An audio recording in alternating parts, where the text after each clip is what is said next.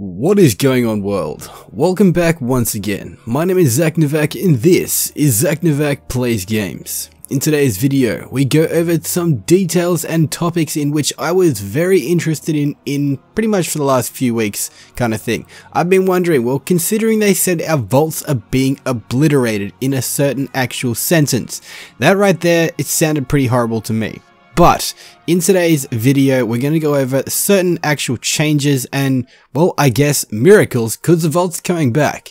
But there's going to be certain changes to said vaults. There is going to be, I don't know, determined details, if you will, about them, but the subclasses in themselves, there is a bunch of changes coming to them. This is, I guess, kind of new info, kind of old. Still, it is actually seriously interesting, and holy Jesus, I was getting hyped just from actually reading the articles. Both of these are taken from a Game Rant article. I'll link that in the description. But roll the intro, let's get into this video, and I do hope you guys certainly enjoy.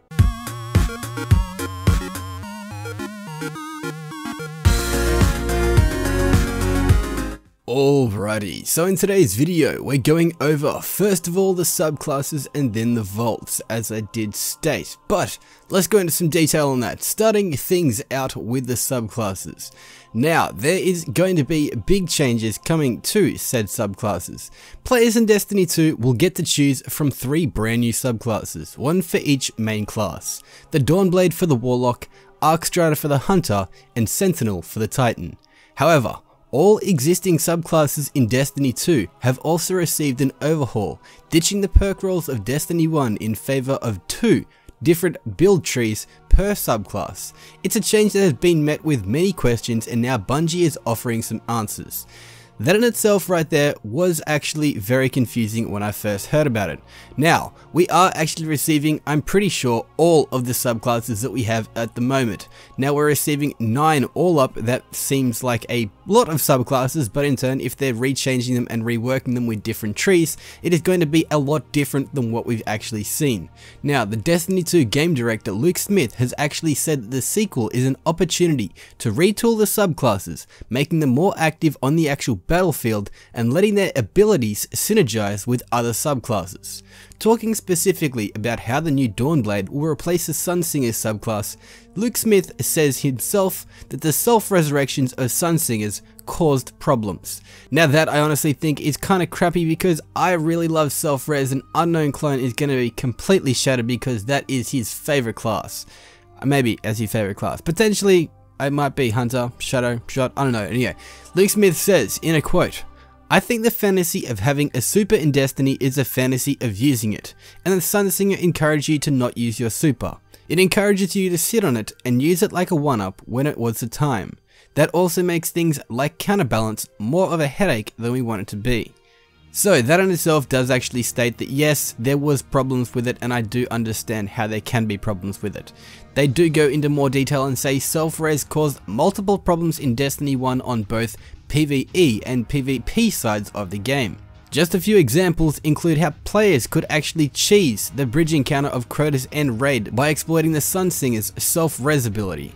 And Sunsingers introduced a different dynamic when it comes to competitive gameplay modes like Trials of Osiris, which has actually caused a lot of frustration for other players. They state that in the same way that Blade Dancer's stealth abilities have created balancing issues in the past, Luke Smith hopes to avoid this with the new Arcstrider subclass. While the fast offensive super is similar to the Blade Dancer's, Bungie is hoping that the removal of stealth abilities will make the Arcstrider more fun and fair to fight against. Now lately, the Sentinel was changed from the Defender in hopes that, like the Night Stalker's Hunter, the Titans would have an aggressive support character, as Luke Smith calls it. One that doesn't just drop a Ward of Dawn and sit in the back, but moves through the battle, bashing enemies with a super shield in close combat or by throwing it.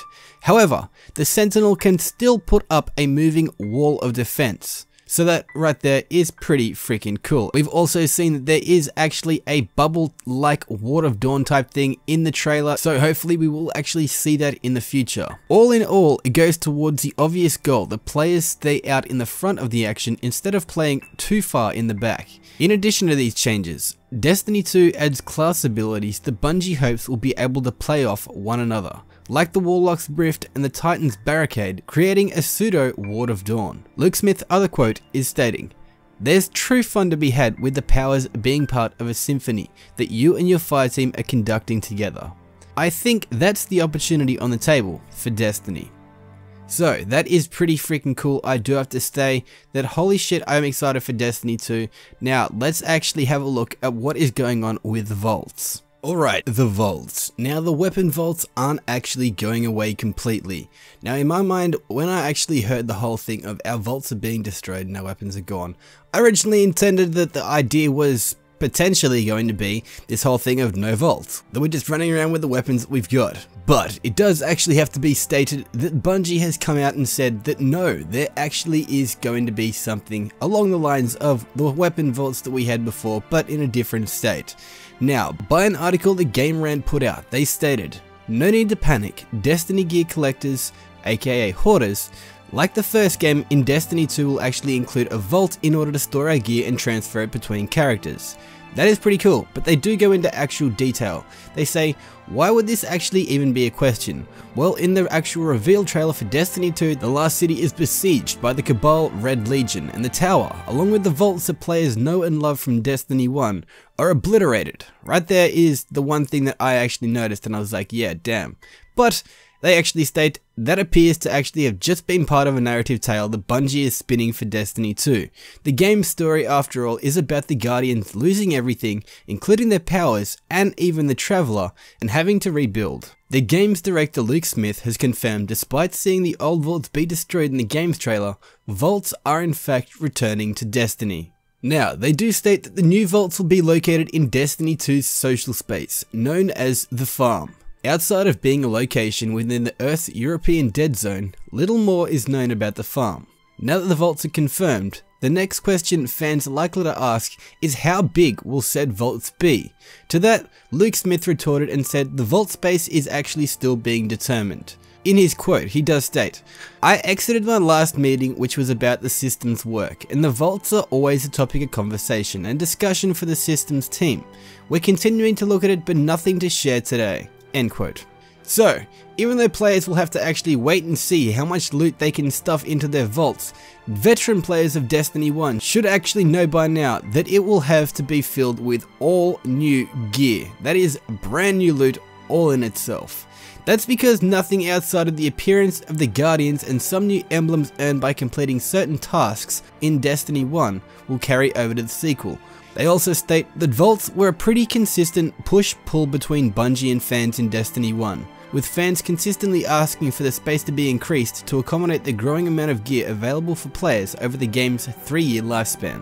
The first version of the vaults in Destiny's vanilla was laughably small in retrospect, so hopefully Bungie takes the past into consideration and adds plenty of vault space for Guardians in Destiny 2 to grow into.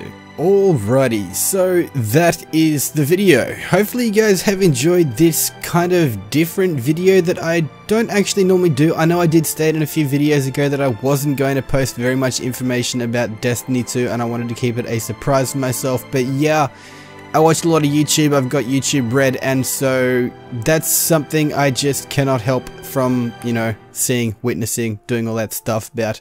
But as you can see in this actual gameplay trailer right here, which is, I'm pretty sure, the same gameplay trailer that is like the Homecoming story gameplay trailer that was seen like on everyone's video. Anyway, it's pretty freaking cool. I do have to say I've watched it probably 100 times now, and it's just getting me more and more hyped about Destiny 2. So honestly, thank you guys for watching this video. If you have enjoyed, click that like button down below, do all that good stuff, leave a comment, let me know what you think about this video, about this content, what you think about Destiny 2, what you're most hyped for, because I myself am most hyped for, well, the Warlock in itself and the story. There is going to be a decent story. So hopefully you guys have enjoyed. If you have, leave a like, leave a comment, do all that good stuff, and I will be cheering like Kieran if he was Ed Sheeran. But until next time, this is Zach Novak, signing off.